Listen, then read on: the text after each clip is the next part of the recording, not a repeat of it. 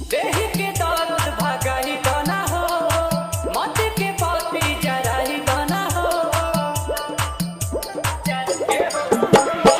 देहि के दर्द भगाई बना हो, मत के पति जराई बना हो।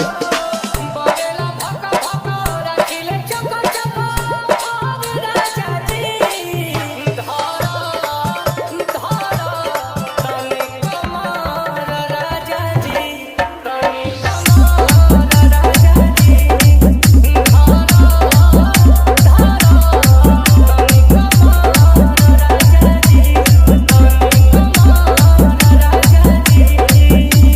DJ Pappu DJ Pappu DJ Pappu DJ Pappu DJ Pappu DJ Pappu DJ Pappu.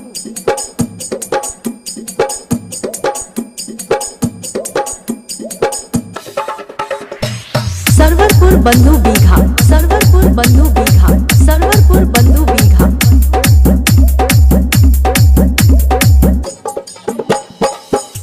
तोहरे रसा चल बाटे हाथी कुंवर से, सेज पके आके पर हेज करे प्यार से।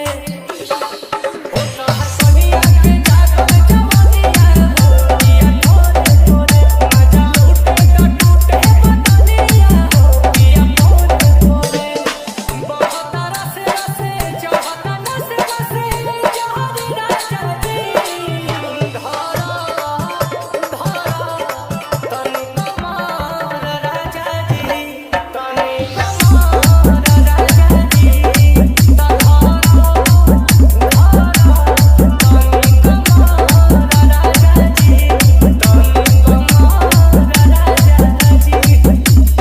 DJ Pappu DJ Pappu DJ Pappu DJ Pappu DJ Pappu DJ Pappu.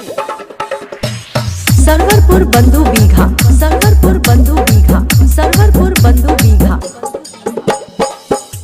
धनी के ध्यान राखो तोहर धरम बा, मारी दो हथौड़ा पिया लोहा गरम बा।